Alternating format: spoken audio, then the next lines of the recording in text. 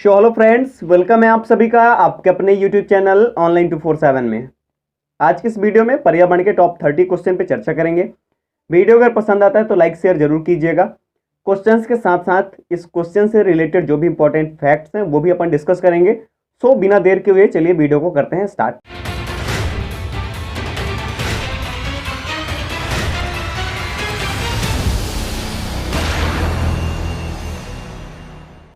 आपकी स्क्रीन पर सबसे पहला क्वेश्चन है, सूर्य से निकटतम ग्रह कौन सा है। यहाँ पे गृह लिखा हुआ है, गृह नहीं बल्कि ग्रह पढ़ना है, दैट मीन्स प्लेनेट। सूर्य से निकटतम ग्रह कौन सा है? आपके ऑप्शन है मंगल, बृहस्पति, शुक्र या बुध। इनमें से आपको सही आंसर ढूंढना है। इसका जो सही आंसर है बुध है। इनका क्रम किस तरह से होता है? सूर्य से दूरी के हिसाब से।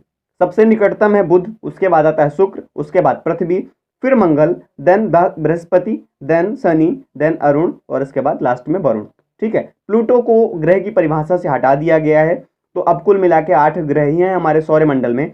इन ग्रहों के बारे में सारी चीजें चर्चा कर लेते हैं थोड़ा थोड़ा, क्योंकि यहाँ पे तो पूछा गया है कि निकटतम ग्रह कौन सा है। कुछ चीजें और भी हैं जो आपके लिए हेल्पफुल होंगी, जान लीजिए।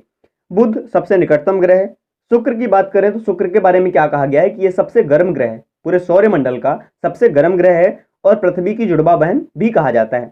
ठीक है, पृथ्वी के बारे में बात आती है तो पृथ्वी को नीला ग्रह कहा जाता है और सौरमंडल का एकमात्र ऐसा ग्रह जहां पर वर्तमान में जीवन संभव है। मंगल ग्रह की बात करें तो मंगल को मार्स बोला जाता है, यानी लाल ग्रह, इसे उपनाम दिया गया है। इसके बाद बृहस्पति की बात आती है तो सौरमंडल का सबसे बड़ा ग्रह, सौरमंडल का सबसे बड़ा ग्रह है बृहस्पति, और बृहस्पति को देवताओं का ग्रह भी कहा जाता है। इसके बाद बात आती है शनि की, तो शनि के बारे में हमने बहुत सारी चीजें डिस्कस करी थी लास्ट वीडियो में। अगर आपने नहीं देखा तो लिंक डिस्क्रिप्शन में देख लीजिएगा।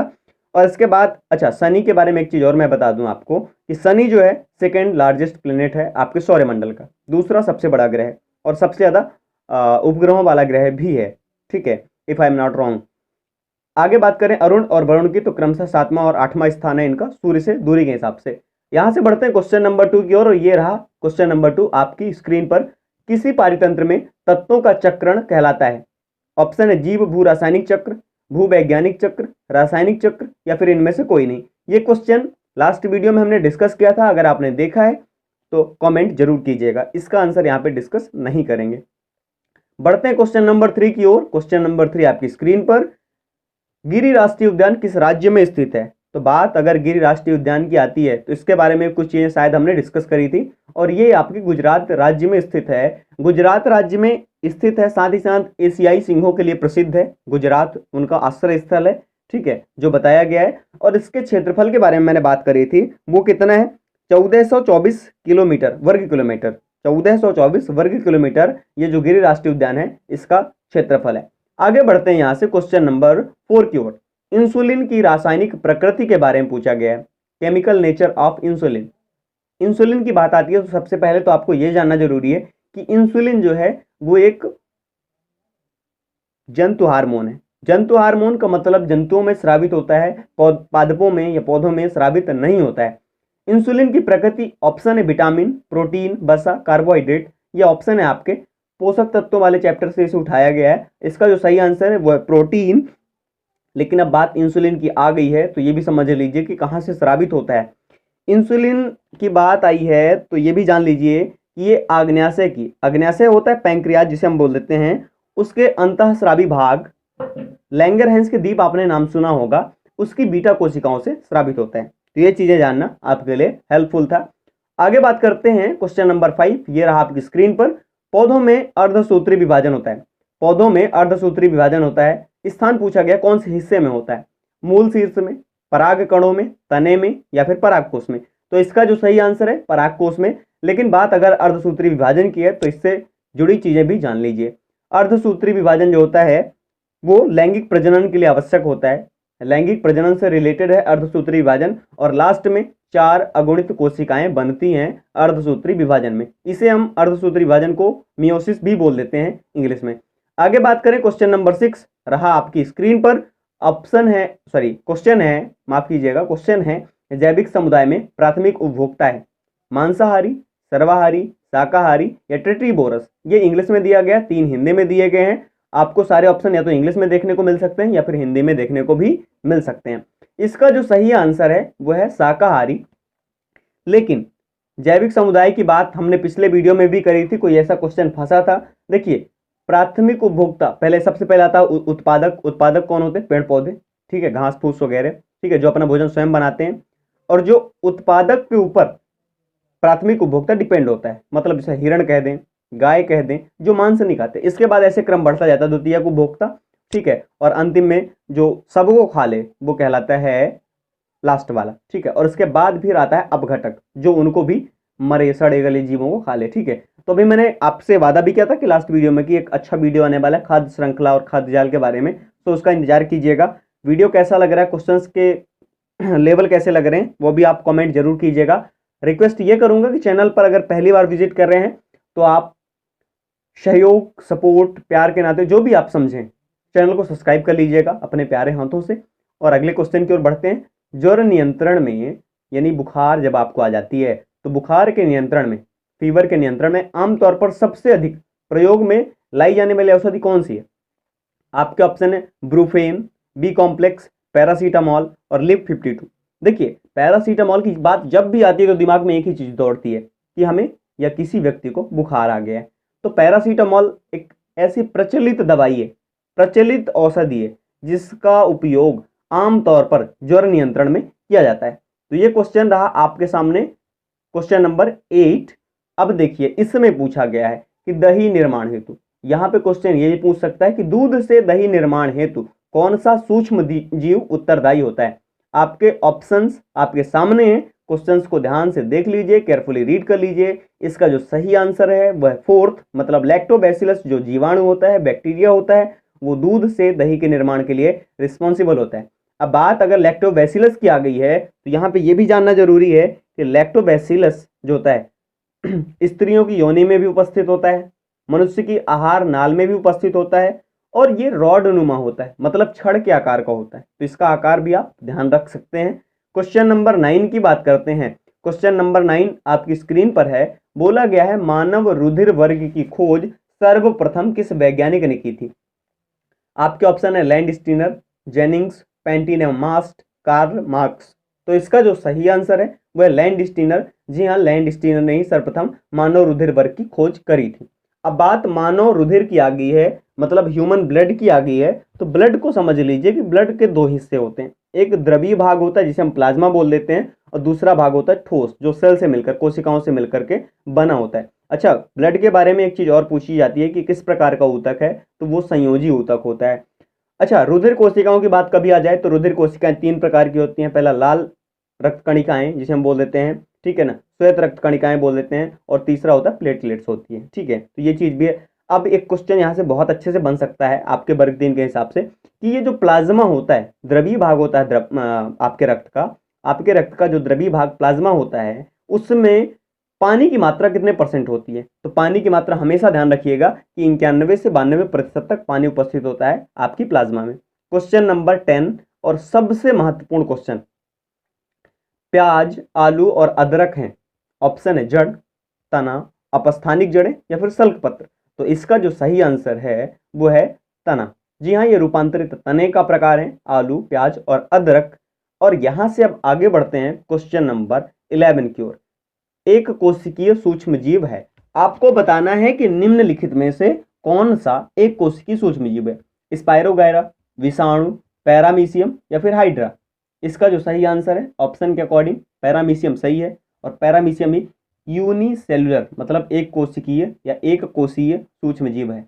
बढ़ते हैं क्वेश्चन नंबर 12 की ओर। देखिए, जिनमें इंपॉर्टेंट फैक्ट्स बताने की जरूरत होती है, कुछ आसपास की चीजें होती हैं वो डिस्कस कर देता हूं, और जिनमें ऐसी कोई जरूरत नहीं होती है तो आप समझदार हैं, उन पर डिस्कस करने की कोई बात नहीं होती है। निम्न में से कौन सा पादप, यानी कौन सा पौधा साबुन का विस्थापन है? ठीक है, साबुन को डिस्प्लेस कर देता है। ऑप्शन है रुद्राक्ष, रीठा, तेंदु या फिर ये सभी। यहाँ पे प्रिंटिंग मिस्टेक है, आप समझ जाइएगा, ठीक है, मैं चीजें बोल देता हूँ।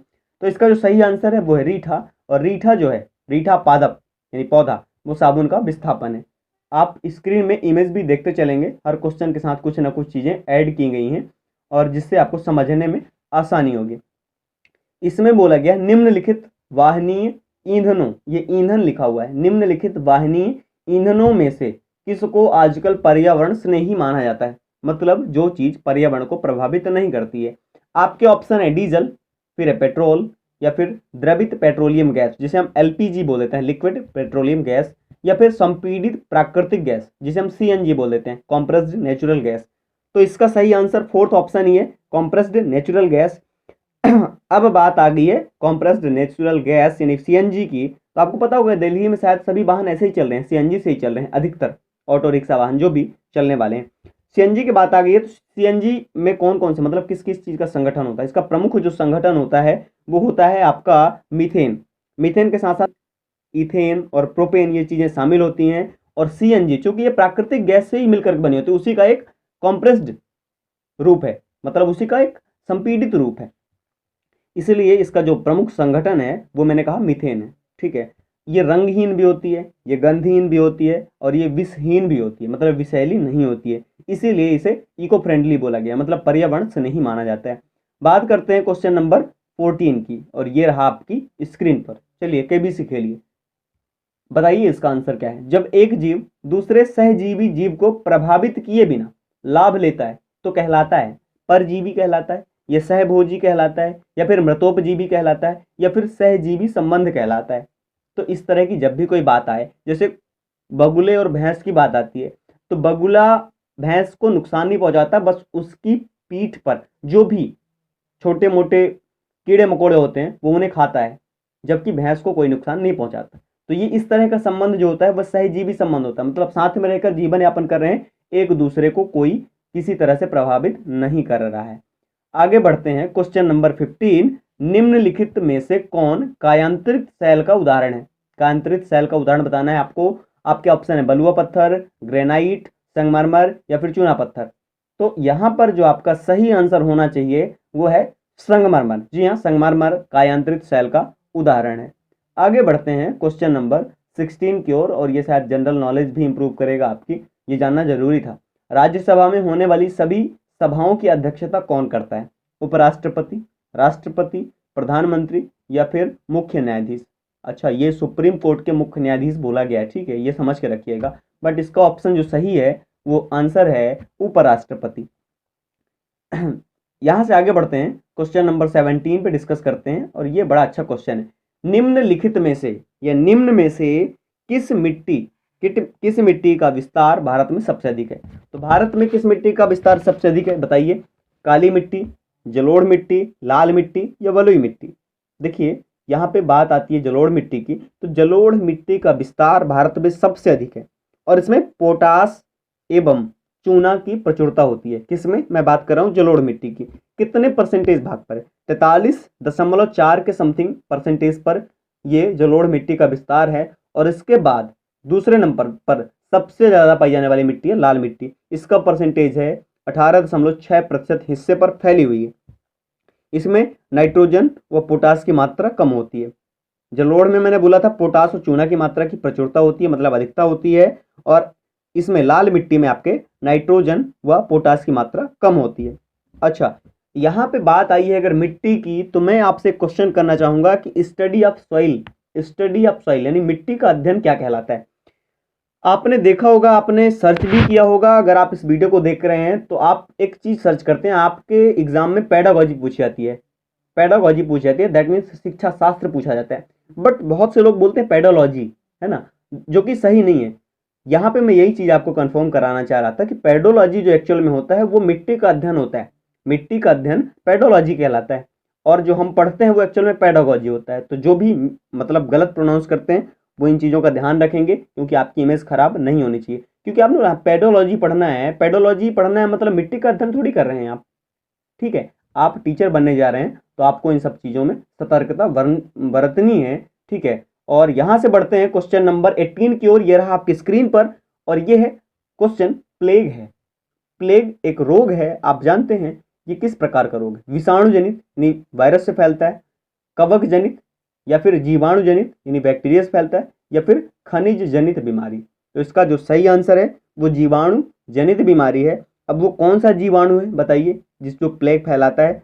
एक मक्खी का नाम आता है पिस्सी करके, ऐसा कुछ रहता है, ठीक है। उस मक्खी के काटने से होता है, आई थिंक मैं सही नहीं हूँ यहाँ पे, ठीक है ना, किसी मक्खी के काटने से प्लेग होता है ऐसा कुछ बताया गया है, लेकिन वो एक्चुअल में जो जीवाणु होता है, वो जो जीवाणु होता है उसका नाम है Pasteurella, Pasteurella pestis, Pasteurella pestis जो जीवाणु होता है उसकी वजह से ये प्लेग रोग फैलता है। तो ये चीज़ आपके लिए हेल्पफुल थी। कमेंट करके जरूर बताइएगा किसके काटने से ये प्लेग फैलता है, ठीक है, मुझे थोड़ा सा डाउट है यहाँ पे। आगे बढ़ते हैं क्वेश्चन नंबर 19 की ओर। क्वेश्चन नंबर 19 आपके सामने आपकी स्क्रीन पर, निम्न में से कौन सा ऊर्जा का स्रोत कभी पर्यावरण प्रदूषण नहीं फैलाता है, ठीक है, जो इको फ्रेंडली एक तरह से कह दें। नाभिकीय ऊर्जा, सौर ऊर्जा, कोयला या फिर पेट्रोलियम। तो आपको पता होगा कि जो सोलर एनर्जी होती है उससे पॉल्यूशन नहीं फैलता है, तो यहाँ पे चीज़ें डिस्कस करने की जरूरत नहीं है। अच्छा, क्वेश्चन नंबर 20 आपकी स्क्रीन पर और इंतजार है आपके जवाब का, ठीक है। अत्यधिक चारण का परिणाम है, अत्यधिक चारण का परिणाम है मतलब मवेशियों को आप ज़्यादा चराते हैं, ठीक है, तो उससे होता क्या है, देखिए फैक्ट्स डिस्कस करते हैं, ऑप्शन तो आप पढ़ चुके होंगे। मवेशियों को आप किसी ज़मीन पर ज़्यादा चराते हैं या, ठीक है, तो वो क्या करते हैं कि उनके पैरों से यानी खुर से मिट्टी कटती है, वनस्पति का आवरण धीरे धीरे क्या होता है, कमजोर होता जाता है, और वनस्पति का आवरण जहाँ पे कमजोर होगा वहाँ पे क्या होगा, मृदा प्रदूषण। बात मिट्टी की आ रही है तो मृदा प्रदूषण फैलेगा। क्वेश्चन नंबर 21 की ओर चलते हैं और अब से ठीक 10 क्वेश्चन के बाद हमारा ये वीडियो एंड होगा। सो अगर आप अभी तक बने हुए हैं तो और बने रहिए, मजा आएगा। जब ध्रुव से भूमध्य रेखा की ओर बढ़ते हैं तब जैव विविधता क्या होती है, बढ़ती है, घटती है, स्थिर रहती है या फिर इनमें से कोई नहीं। तो इसका जो सही आंसर है, जब ध्रुव से यानी पोल से आप किसकी तरफ, इक्वेटर की ओर बढ़ते हैं, भूमध्य रेखा की ओर बढ़ते हैं, तो जैव विविधता यानी जो बायोडाइवर्सिटी है वो क्या होती है, बढ़ती जाती है। तो ये चीज भी आपको ध्यान रखनी है। आगे बढ़ते हैं क्वेश्चन नंबर 22 की ओर, मतलब 22 की ओर। भारत के किस क्षेत्र में अधिकतम भूस्खलन की घटनाएं होती हैं, भूस्खलन की घटनाएं कहाँ सर्वाधिक होती हैं। ऑप्शंस आपके सामने हैं, टाइम ज़्यादा ना लगे, तो आंसर इसका हिमालय है, ठीक है, क्योंकि ऑप्शन पढ़ने में भी बहुत ज़्यादा वक्त जाया होता है और होपफुली आप एक बार देखने के बाद समझ जाते होंगे। क्वेश्चन नंबर 23, सजीवों में ऑक्सीशोषण की प्रक्रिया में डैश डैश ऊर्जा मुक्त होती है, कितनी ऊर्जा मुक्त होती है आपको यह बताना है। 573 kilo calorie, 673 kilo calorie, 28 kilo calorie या 746 किलो कैलोरी। इसका जो सही आंसर है वह 673 किलो कैलोरी, या कहीं पे 674 भी देखने को मिल सकता है, बट ये फिगर आप याद रखिएगा, ये नंबर आप याद रखिएगा, ये आपके लिए हेल्पफुल होगा। ह्यूमस के निर्माण में कौन सहायक है, उत्पादक, अपघटक, उपभोक्ता या फिर ये सभी। देखिए ह्यूमस के निर्माण में ये सभी सहायक हैं, इसका जो सही आंसर है, जो एनसीईआरटी मानती है, ये सभी है, उत्पादक भी है, अपघटक भी है और उपभोक्ता भी है, ठीक है। तो ह्यूमस के निर्माण में मोस्टली आपको ये समझ आ रहा होगा कि अपघटक जरूरी है, बट ये सभी जरूरी हैं ह्यूमस के निर्माण में, ठीक है। उत्पादक जब तक सड़ी गली पत्तियां झड़ के और मिट्टी की उर्वरता को बढ़ाती हैं, ठीक है, तो वो ये सारी चीज़ें समझने की हैं, ठीक है, और इस पर ज़्यादा डिस्कस करना नहीं है, हमें कोई डिबेट नहीं करनी है, फैक्ट्स को समझना है, सुलझाना है, उलझाना नहीं है। मानव पर्यावरण संकल्पना एक डैश डैश संकल्पना है, ऋणात्मक, धनात्मक, संज्ञानात्मक, ये सभी। तो इसका जो सही है वो धनात्मक है, मतलब पॉजिटिव। मानव और पर्यावरण की संकल्पना जो है एक धनात्मक संकल्पना है। क्वेश्चन नंबर 26 बड़ा मजेदार क्वेश्चन है, आपको भी अच्छा लगेगा जान करके इसके बारे में चीजें। DDT, सबसे पहला क्वेश्चन मेरा आपसे, DDT का फुल फॉर्म क्या होता है। जिन्हें पता है वो कमेंट कर देंगे, जिन्हें नहीं पता है वो आप लिख सकते हैं या समझ सकते हैं। Dichloro diphenyl trichloro ethane. मैंने कहा dichloro diphenyl trichloro ethane, DDT का फुल फॉर्म। अब ये है क्या चीज़, खरपतवार निवारक है, या जैव निम्नीकरण प्रदूषक है, या अजैव निम्नीकरण प्रदूषक है, या फिर एंटीबायोटिक है। तो इसका जो सही आंसर है वो आप थर्ड ऑप्शन में जाएंगे। जी हाँ, हालांकि DDT का उपयोग अब प्रतिबंधित कर दिया गया है क्योंकि इससे प्रदूषण फैलता है, इसलिए DDT के बारे में आप ये चीज़ें जाने रहिए। सागरीय खरपतवार महत्वपूर्ण स्रोत है, जो सागरी कह दें या समुद्री कह दें, ठीक है, इनमें कंफ्यूज मत होइएगा। ये महत्वपूर्ण स्रोत है किसके, क्लोरीन के, ब्रोमीन के, आयोडीन के, लोहा के। देखिए समुद्री जल होता है खारा, और खारा क्या होता है, नमक, तो ये सीधा संबंध इसका आयोडीन से होगा। बस ये ट्रिक आप याद रखिएगा, इसके बारे में और चीज़ें कंफ्यूज होने की जरूरत नहीं है, ठीक है। यहाँ पे बहुत बढ़िया क्वेश्चन पूछा गया पक्षियों से संबंधित, हमारे पास पक्षी, वन्य जीव, जो भी आप समझते हैं। मोनाल उत्तराखंड के अतिरिक्त किस राज्य का राज्य पक्षी है। आपके ऑप्शन है अरुणाचल प्रदेश, जम्मू कश्मीर, हिमाचल प्रदेश, मेघालय। तो इसका जो सही आंसर है मोनाल उत्तराखंड का तो राज्य पक्षी है ही है। ये हिमाचल प्रदेश जो है, हिमाचल प्रदेश का भी राज्य पक्षी था बट अब चेंज हो गया है। साथ ही साथ आपको यह भी जानना जरूरी है कि नेपाल का राष्ट्रीय पक्षी है, नेपाल का राष्ट्रीय पक्षी है मोनाल। तो ये चीजें जानना जरूरी है। बात करते हैं क्वेश्चन नंबर 29। लास्ट वीडियो में डिस्कस किया था हमने, ओजोन परत की मोटाई मापने की इकाई क्या है? डेसिबल, डॉप्सन, पास्कल या वेबर। देखिए डॉप्सन इकाई जो है ओजोन परत की मोटाई मापने के काम आती है। डेसिबल की बात भी हमने करी थी, वो ध्वनि मापने की, ध्वनि की प्रबलता मापने की इकाई है। पास्कल वायुदाब से संबंधित है आई थिंक, ठीक है। अब क्वेश्चन नंबर 30 की बात करते हैं। क्वेश्चन नंबर 30 की बात की गई, इसमें पूछा गया है स्मॉग, स्मॉग जो है यानी धुंध किससे बनता है? धुएं तथा कोहरे से, बाष्प के संघनन से, कोहरा तथा NO2 से, धुएं तथा CO2 से। तो इसका जो सही आंसर है धुएं तथा कोहरे से। और इस तरह से 30 क्वेश्चन आपके होते हैं समाप्त। वीडियो स्किप मत कीजिएगा, अभी बात सुन लीजिए, कुछ चीजें अधूरी हैं अभी, ठीक है। तो इस तरह से आपके आउट ऑफ 30 कितने सही हुए आप कमेंट कीजिएगा। हाँ, आपको चीजें समझ आ रही हैं, आपको टेस्ट वगैरह अटेम्प्ट करने हैं तो लिंक डिस्क्रिप्शन में टेस्ट सीरीज परचेस कर सकते हैं, आपको 50% डिस्काउंट के साथ अवेलेबल है। बहुत अच्छे तरह का कंटेंट डिजाइन किया गया है, स्पेशली ग्रेड 3 को ध्यान में रखते हुए। इस तरह का कंटेंट आपको किसी भी प्लेटफॉर्म में नहीं मिलेगा जो इस टेस्ट सीरीज में शामिल है। सो आई थिंक 299-300 रुपये के समथिंग प्राइस है। 15 टेस्ट हैं, आप उन्हें अटेम्प्ट कीजिए और सारे मार्क्स शेयर कर सकते हैं कि फर्स्ट टेस्ट में आपके कितने आए, सेकेंड में कितने आए, ये सारी चीज़ें आप डिस्कस कर सकते हैं। Thank you so much. अगर आप इस वीडियो को यहाँ तक देख रहे हैं, चैनल पर पहली बार जिन्होंने विजिट किया है उनसे फिर से वही रिक्वेस्ट है, करबद्ध निवेदन है कि चैनल को सब्सक्राइब कर लीजिएगा ताकि आने वाले वीडियोस का नोटिफिकेशन आपको समय समय पर मिलता रहे और जो भी चीज़ें यहाँ पे डिस्कस करी जाती हैं वो भी आपको टाइम टू टाइम मिलती रहें। सो आज की इस वीडियो से मैं विदा लेता हूँ। जय हिंद, वंदे मातरम। जल्द मिलेंगे एक नए वीडियो में और एक नए टॉपिक के साथ। Thank you so much.